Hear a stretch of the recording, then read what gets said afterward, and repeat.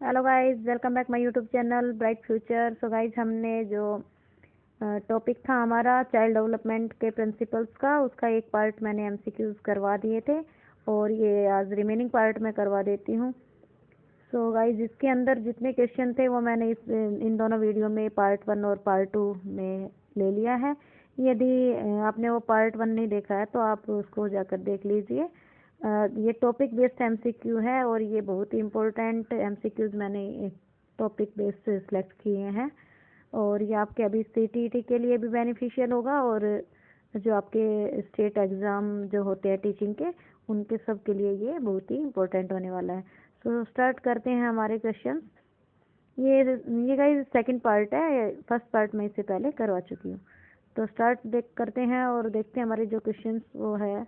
बच्चे के विकास के सिद्धांतों को समझना शिक्षक की सहायता करता है। जो मैंने आपको बताया कि टॉपिक का नाम ही है प्रिंसिपल्स ऑफ चाइल्ड डेवलपमेंट। तो जो विकास के सिद्धांत को समझना शिक्षक की सहायता कैसे करता है वो इसके अंदर बताना है गाइस। सो शिक्षार्थी की आर्थिक पृष्ठभूमि को पहचानने में, शिक्षार्थियों को पढ़ाना चाहिए या औचित्य स्थापित करने में। देखो, इसके अंदर पृष्ठभूमि जो उसका जो बैकग्राउंड है उससे टीचर को कोई मतलब नहीं होना चाहिए, तो ये नहीं होगा। उसको क्यों पढ़ाना चाहिए ये भी औचित्य नहीं बनता। शिक्षार्थियों की भिन्न अधिगम शैलियों को प्रभावी रूप से संबोधित करने के लिए, हाँ, उसको इफेक्टिव बनाने के लिए, शिक्षार्थी के स्तर को पहचानने के लिए। सो गाइस, इसका जो जो सी ऑप्शन होगा वो यहाँ पे करेक्ट होगा।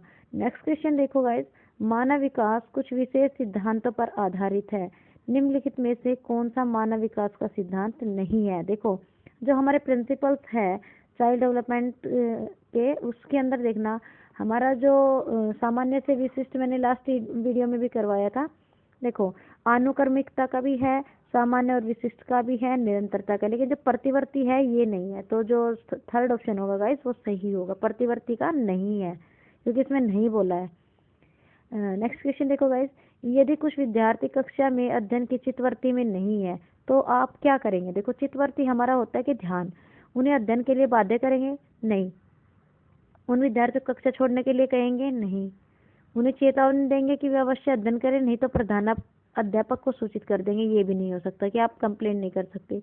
उन्हें उनकी रुचि अथवा आप अपने विषय के अनुसार रुचिपूर्ण चीजें बताएंगे कि ताकि उनका इंटरेस्ट क्रिएट हो और वो चित्तवृत्ति को मतलब ध्यान लगाकर पढ़े।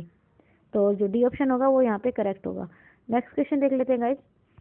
इसमें देखो गाइस क्या बोला गया है, जो हमारा बाल मनोविज्ञान है, इस क्वेश्चन के अंदर बोला गया है कि निम्नलिखित कथनों पर विचार कीजिए। बाल मनोविज्ञान के अंतर्गत बालकों के व्यवहार, स्थितियों एवं समस्याओं से संबंधित तथ्यों का अध्ययन किया जाता है। बाल विज्ञान बालकों के व्यक्तित्व विकास को समझने में सहायता है।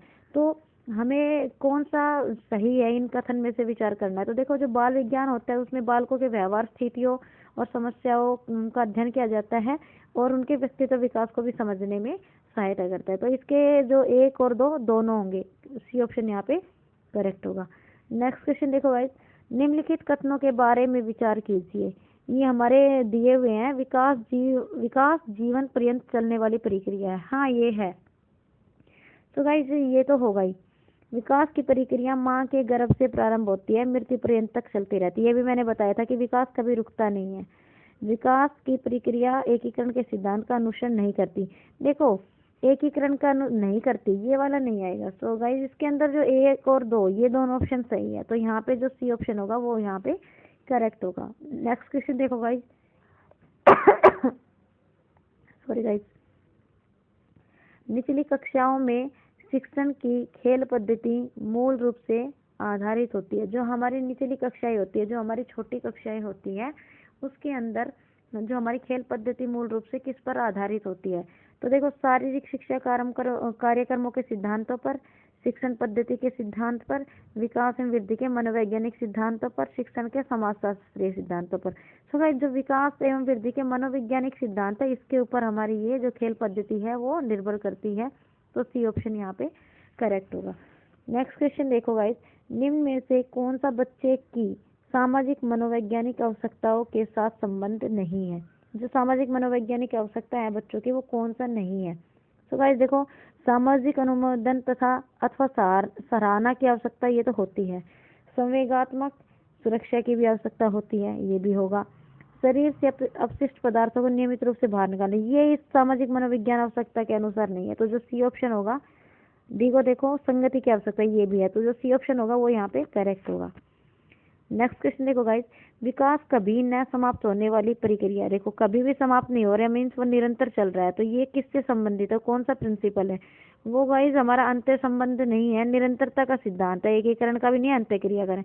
तो इसमें आप अंत्यक्रिया देख के मत लगा देना, लेकिन यहाँ पे बोला गया कभी न समाप्त होने वाली, मतलब जो निरंतर चलता रहता है। तो बी ऑप्शन यहाँ पे करेक्ट होगा, निरंतरता का सिद्धांत। नेक्स्ट क्वेश्चन देखो गाइस, दो व्यक्ति समान नहीं होते परंतु सभी बालकों में विकास का क्रम समान होता है। यह कथन किसने दिया था? कि भाई जो व्यक्ति होते हैं उनमें इंडिविजुअल डिफरेंस तो होते हैं, लेकिन जो उनका डेवलप विकास होता है वो एक क्रम में समान होता है। ये किसने कहा था भाई? ये गैसेल ने कहा था। बी ऑप्शन इसका करेक्ट होगा, ये डायरेक्ट क्वेश्चन है। तो नेक्स्ट क्वेश्चन देखो, विकास की प्रक्रिया पूर्व निश्चित दिशा में आगे बढ़ती है। ये पूर्व निश्चित दिशा में आगे बढ़ती है। यह कथन बाल विकास के किस सिद्धांत का अनुसरण करता है? तो देखो गाइस, इसमें निश्चित दिशा की ओर बढ़ रही है, तो दिशा का ही सिद्धांत होगा। एकीकरण का सिद्धांत नहीं होगा, निरंतरता का भी नहीं होगा, व्यक्तिगत विभिन्नता का भी नहीं होगा। तो जो विकास की दिशा, सी ऑप्शन यहाँ पे करेक्ट होगा।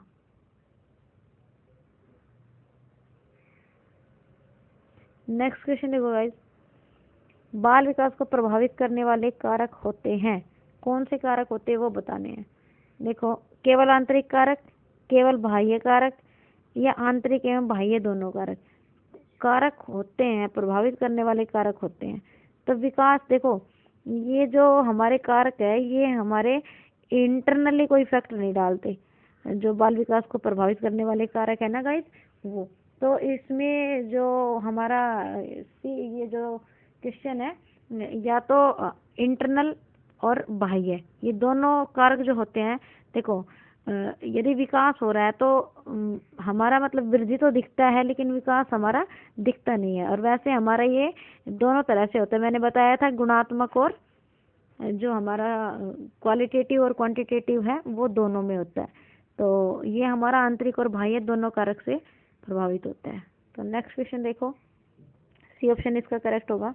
नेक्स्ट क्वेश्चन देखो, प्राथमिक शिक्षक के लिए बाल मनोविज्ञान का ज्ञान आवश्यक है। क्यों आवश्यक है? यह बच्चों को अनुशासित बनाने में सहायता करता है। यह परीक्षा परिणाम में उन्नति होती है इससे। यह बच्चों को अभिप्रेरित करने के लिए सुविधाजनक तरीका बन जाता है, या फिर यह बच्चों के व्यवहार को समझने में शिक्षक की सहायता करता है। तो जो बाल मनोविज्ञान है गाइस, वो हमारा व्यवहार पर डिपेंड करता है, कि चाइल्ड साइकोलॉजी के ऊपर, बिहेवियर के ऊपर। तो जो डी ऑप्शन होगा यहाँ पे करेक्ट होगा।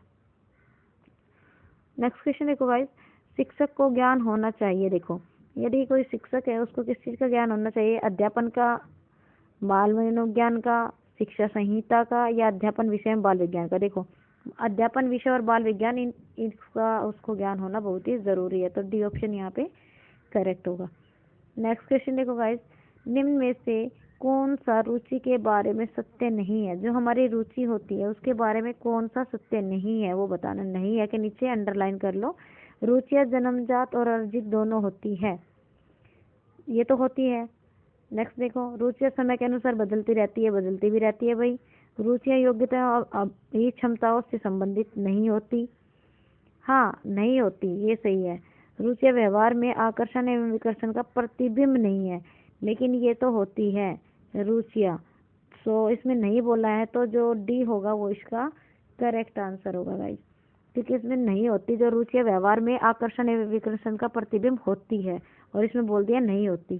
सो गाइस, ये थे हमारे जो चाइल्ड डेवलपमेंट के टॉपिक था उससे बेस्ड MCQs। आई होप आपको ये समझ आ गया होगा। और अब वही तैयारी में अपना MCQs ज़्यादा से ज़्यादा करो। आई होप आपको मेरा वीडियो पसंद आया होगा। If you like my video please share and subscribe. Thanks for watching guys.